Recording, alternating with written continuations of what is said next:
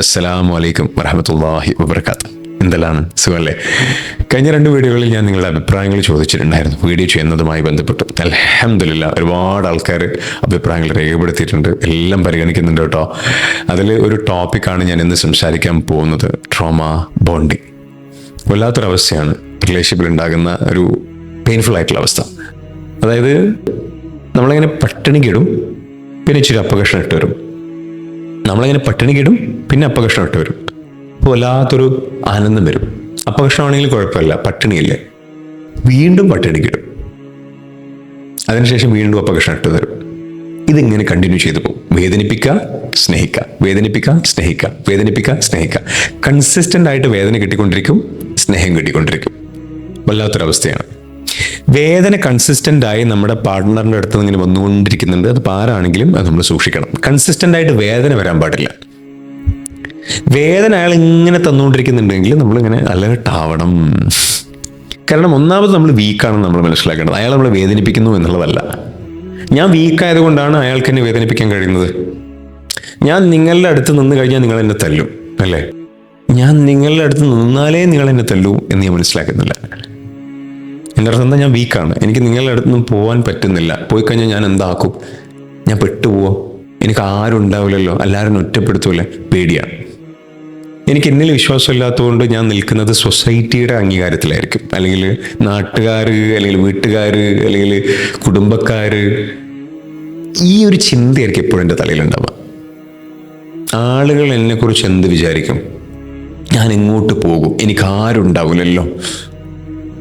എനിക്കിഷ്ടമില്ലാത്ത പല കാര്യങ്ങളും ആളുകൾക്ക് വേണ്ടി ഞാൻ ചെയ്തു കൊടുക്കുന്നത് ഇവരൊക്കെ എന്നെ വിട്ടു പോവുമോ, എനിക്കൊരാവശ്യം വന്നാൽ ഇവരുണ്ടാവില്ലേ എന്ന രീതിയിലായിരിക്കും. വാല്യൂസ് പണയം വെക്കുന്ന ആളുകൾക്ക് ഒരിക്കലും സമാധാനം ഉണ്ടാവില്ല. പീപ്പിൾ പ്ലീസിങ് എന്നാ ഇതിനെ പറയാം. അത് ഭയങ്കര പ്രശ്നമുള്ളൊരു കാര്യമാണ്. ഞാൻ പറഞ്ഞു വരുന്നത്, ഈ ട്രോമ ബോണ്ടിങ് അനുഭവിക്കുന്ന ആൾക്കാർ വീക്കായിരിക്കും. അതായത് ഞാൻ എൻ്റെ റിലേഷൻഷിപ്പിൽ അനുഭവിക്കുന്ന വേദനയും സ്നേഹവും, വേദനയും സ്നേഹവും, വേദനയും സ്നേഹം എന്ന പാറ്റേൺ എൻ്റെ വീക്ക്നെസ് കൊണ്ടാണ്. മറ്റയാളുടെ സ്വഭാവം അതാണ്. ആ സ്വഭാവമുള്ള വ്യക്തിയുടെ കൂടെ നിൽക്കാൻ തീരുമാനിക്കുന്നത് ഞാനാണ്. ചില ആൾക്കാർ പറയും, സാറേ ഞാൻ ട്രാപ്പായി പോയെന്ന്. ഈ ട്രാപ്പ് എന്ന് പറഞ്ഞാൽ എന്താ അർത്ഥം? അയാൾ എന്നെ ചങ്ങല കെട്ട് വീട്ടിൽ ഇങ്ങനെ കെട്ടിയിട്ടതാണോ? അല്ലല്ലോ. ട്രാപ്പ് എന്ന് പറഞ്ഞാൽ എൻ്റെ മൈൻഡല്ലേ. ഞാൻ എങ്ങോട്ട് പോകും? എനിക്ക് ആരുമില്ല, എനിക്കൊന്നും ചെയ്യാൻ കഴിയില്ല, എനിക്കൊരു കഴിവുമില്ല. പലപ്പോഴും പറയും എന്നെ ആളുകൾ ഇങ്ങനെ താഴ്ത്തി കെട്ടുന്നുണ്ട് എന്ന്. ശരിക്കും ആളുകളാണോ താഴ്ത്തി കെട്ടുന്നത്? നമ്മൾ തന്നെയല്ലേ. I don't have that strength, എനിക്ക് ആ സ്ട്രെങ്ത് ഇല്ല എന്ന് നായകക്ക് 40 വട്ടവും ഞാൻ തന്നെയാണ് പറഞ്ഞുകൊണ്ടിരിക്കുന്നത്. എനിക്കൊരു കഴിവുമില്ല, എനിക്കൊന്നിനും പറ്റൂല.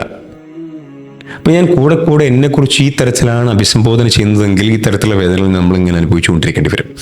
ഞാൻ പറഞ്ഞു വരുന്നത് എന്താണെന്ന് വെച്ചാൽ, നമ്മളെ ആളുകൾ മാനിപ്പുലേറ്റ് ചെയ്യുന്നത്, നമ്മളെ ആളുകൾ ഉപയോഗിക്കുന്നത്, വേദനിപ്പിക്കുന്നതൊക്കെ നമ്മൾ വീക്കായത് കൊണ്ടാണ്. ഈ ട്രോമ ബോണ്ടിങ്ങിനെ കുറിച്ച് സംസാരിക്കാൻ വേണ്ടി ഒരുപക്ഷെ ആളുകൾ ആവശ്യപ്പെടുമ്പോഴും ആളുകൾക്ക് മനസ്സിലാകേണ്ടത് അവർ മോശമായിട്ടുള്ള ആൾക്കാരാണോ അല്ലേ എന്ന രീതിയിലാണ്. അവരുടെ ഒരു സ്വഭാവം നല്ലതല്ല എന്ന് എല്ലാവർക്കും അറിയാലോ. പക്ഷെ ശരിക്കുള്ള ഇഷ്യൂ എന്താ? പ്രശ്നങ്ങൾ അവിടെ ഇവിടെയൊക്കെ ഉണ്ടാവും, മോശമായിട്ടുള്ള ആൾക്കാർ അവിടെ ഇവിടെയൊക്കെ ഉണ്ടാവും. പക്ഷെ ഇവർ നമ്മളെ ബാധിക്കാതിരിക്കണം എന്നുണ്ടെങ്കിൽ നമ്മൾ സ്ട്രോങ് ആവണ്ടേ? That's very important. ബുദ്ധിമുട്ടായിരിക്കും എന്ന് എനിക്കറിയാം. കാരണം നമുക്കൊരു ശീലമുണ്ടല്ലേ, തല്ല് കിട്ടിയാലും അയാളുടെ കൂടെ ചെവിക്കുന്ന ശീലം. അത് മാറ്റിക്കൊണ്ടുവരണമെങ്കിൽ നമ്മളൊരു സ്റ്റെപ്പ് എടുക്കണം. അത് ഞാൻ സജസ്റ്റ് ചെയ്യുന്നൊരു കാര്യമാണ് ഐസൊലേഷൻ. ഐസൊലേറ്റ് ചെയ്യുക കുറച്ചു കാലത്തേക്ക്. എനിക്ക് കുറച്ചു കാലം ഒന്ന് വിട്ട് നിൽക്കണം. ചെയ്തു നോക്കേ, അനലൈസ് ചെയ്യും. നമ്മളിങ്ങനെ അതിലൂടെ തന്നെ പോകുമ്പോഴേ നമുക്ക് ഈ കാര്യം അറിയെങ്കിലും പക്ഷെ നമുക്കൊരു ആക്ഷൻ എടുക്കാൻ കഴിയില്ല. കാരണം ആ സ്നേഹം വന്നു കഴിഞ്ഞാൽ അതെല്ലാം മറന്നുപോകും.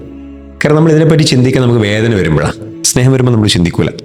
സ്നേഹവും വേദനയും ഇങ്ങനെ വന്നുകൊണ്ടിരിക്കുകയാണല്ലോ ചെയ്യുക, അല്ലേ? സ്നേഹം വേദനയും ഇങ്ങനെ വന്നുകൊണ്ടിരിക്കുന്ന സമയത്ത് സ്നേഹം വരുമ്പോൾ നമ്മളിതൊക്കെ മറന്നു. വേദന വരുന്ന സമയത്ത് നമ്മൾ ഇയാളുടെ സ്വഭാവത്തെ പറ്റി ചിന്തിച്ചുകൊണ്ടിരിക്കും. ഞാൻ പറഞ്ഞു വരുന്നെങ്കിൽ മനസ്സിലാകുന്നു എന്നാണ് ഞാൻ കരുതുന്നത് കേട്ടോ. അതായത് നിങ്ങളൊന്ന് ഗ്യാപ്പ് എടുക്കുക, കുറച്ചൊരു ഗ്യാപ്പ് എടുക്കുക. എന്നിട്ട് നിങ്ങളിങ്ങനെ നോക്ക് എന്തായിരുന്നു നിങ്ങളിങ്ങനെ അനുഭവിച്ചു കൊണ്ടിരുന്നത് എന്ന്. ഏറ്റവും സൗമ്യമായ രീതിയിൽ പുള്ളിയോട് പറയും, എനിക്കൊന്ന് കുറച്ചൊരു ഗ്യാപ്പ് വേണം. ഗ്യാപ്പ് വേണമെന്ന് പറഞ്ഞാൽ ഞാൻ കുറച്ച് ദിവസം ഒന്ന് വീട്ടിൽ പോയി നിൽക്കട്ടെ, ഞാൻ കുറച്ച് ദിവസം ഒന്നൊന്ന് മാറി നിൽക്കട്ടെ. എന്തെങ്കിലും ഒരു കാരണം നിങ്ങൾക്ക് ഉണ്ടാവണം കേട്ടോ അതുമായി ബന്ധപ്പെട്ട് പറയാൻ. കാരണം ഒരു പ്രശ്നമായിട്ട് ചിത്രീകരിക്കാനല്ല. കാരണം നിങ്ങളെ ഭാഗത്ത് വല്ല മിസ്റ്റേക്ക് ഉണ്ടോ എന്ന് നിങ്ങൾ അനലൈസ് ചെയ്യണം. പലപ്പോഴും ഇത് ആളുകൾ ഓവർ ജഡ്ജ് ചെയ്യും. പലതരത്തിലുള്ള വീഡിയോകളിലൊക്കെ പുറകെ പോയിട്ടേ ഇന്ന ഡിസോർഡർ ആണോ, ഇന്ന പേഴ്സണാലിറ്റി ഇഷ്യൂ ആണോ, ഇതിങ്ങനെ കണ്ട് കണ്ട് ഒരു പക്ഷേ നമ്മുടെ പാർട്ട്ണർക്ക് ഉണ്ടാകുന്ന കാര്യങ്ങൾ ഇങ്ങനെ വലുതായിട്ടൊക്കെ നമുക്ക് തോന്നാം. പലപ്പോഴും നമ്മളുടെ ലൈഫ് നശിക്കാനുള്ള റീസൺ മറ്റേയാളാണ് എന്ന രീതിയിൽ ചിന്തിക്കുമ്പോൾ വല്ലാത്ത ഇഷ്യൂസ് നമ്മുടെ ലൈഫിൽ ഉണ്ടാവും കേട്ടോ. എൻ്റെ വീക്ക്നെസ് ആണ് എൻ്റെ ലൈഫ് ഇങ്ങനെ ആകാനുള്ള റീസൺ എന്ന് നമ്മൾ ആണിട്ട് പറഞ്ഞാലേ നമുക്കൊരു മോചനം ഉണ്ടാവുള്ളൂ. അല്ലെങ്കിൽ എപ്പോഴും നമ്മൾ അയാൾ മാറുന്നത്, അല്ലെങ്കിൽ നല്ലൊരാൾ നമ്മുടെ ലൈഫിലോട്ട് വരുന്നത് സ്വപ്നം കണ്ട് ജീവിക്കുക ചെയ്യുക. അത് ഒന്ന് ആലോചിച്ച് നോക്കിയാൽ നമ്മുടെ ലൈഫ് വേറെ ആൾക്കാരുടെ കയ്യിലോട്ട് കൊടുക്കുന്നതിന് തുല്യമല്ലേ? അതൊരിക്കലും നമ്മൾ ചെയ്യാൻ പാടില്ല. അതായത് നമ്മൾ ഈ ഒരു വേദനയിലൂടെ കടന്നു പോകുന്നുണ്ടെങ്കിൽ നമ്മുടെ പേഴ്സണാലിറ്റി ഏറ്റവും നല്ല രീതിയിൽ ബെറ്റർ ആക്കാൻ പടച്ചോ നമുക്കൊരു അവസരം തരുകയാണ് എന്ന രീതിയിൽ കാണണം. ജിമ്മിൽ പോയിട്ട് നമ്മൾ വെയിറ്റ് എടുക്കുന്ന സമയത്ത് നമുക്ക് വേദനയല്ലേ, ആ വേദന കഴിഞ്ഞ് നമുക്ക് സ്ട്രെങ്ത് ആണ് കിട്ടുന്നത്, മസിലാണ് കിട്ടുന്നത്. അതേപോലെ തന്നെ എൻ്റെ മനസ്സ് സ്ട്രോങ് ആകണമെന്നുണ്ടെങ്കിൽ വേദന കൂടിയേ തീരുള്ളൂ. നമ്മൾ വേദന എന്ന് പറഞ്ഞ വീഡിയോയിൽ നമ്മൾ സംസാരിച്ചിട്ടില്ലേ? അപ്പോൾ ഈ ഒരു കാര്യം നിങ്ങൾ തീർച്ചയായിട്ടും മനസ്സിലാക്കണം. ലൈഫ് അടിപൊളിയുമായി I can understand this is painful. ഈ ഒരു പാറ്റേൺ നിങ്ങൾ മനസ്സിലാക്കാൻ വേണ്ടിയിട്ട് ശ്രമിക്കുക, അതായത് മാറി നിന്ന് മനസ്സിലാക്കാൻ വേണ്ടി ശ്രമിക്കുക. അപ്പോൾ നിങ്ങൾക്ക് ഏകദേശം ഒരു വ്യക്തത കിട്ടും.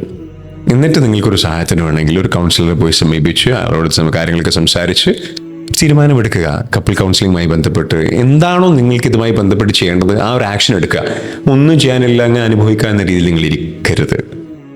അവിടെ ഒരിക്കലും ബാക്കിയുള്ള ആൾക്കാർ കുറ്റം പറഞ്ഞിരിക്കുക എന്ന് പറഞ്ഞാൽ അതൊരിക്കലും ഒരു ന്യായീകരണമല്ല. എൻ്റെ ലൈഫ് ഇങ്ങനെ ആയത്, എൻ്റെ ലൈഫ് ഇങ്ങനെ ആയതിൻ്റെ റീസൺ ഞാൻ എന്ന രീതിയിൽ തന്നെ ചിന്തിക്കണം. അതായത് ഇപ്പോഴും എനിക്ക് ഹോപ്പ് ഉണ്ട്, കാരണം ഞാൻ എൻ്റെ കൂടെയുണ്ട്. അതാണ് ലവ് യുവർ സെൽഫ്. നമ്മൾ രണ്ടാമത്തെ വീഡിയോയിൽ പറഞ്ഞ കാര്യം. Please stand up for your self. ബാക്കിയുള്ള ആൾക്കാരെ സ്നേഹിക്കേണ്ട എന്നല്ല, നിങ്ങളെ സ്നേഹിച്ചു തുടങ്ങുമോ, അപ്പോഴേ നിങ്ങൾക്ക് കാര്യങ്ങൾ ഒന്നുകൂടെ വ്യക്തതയിൽ മനസ്സിലാവുള്ളൂ.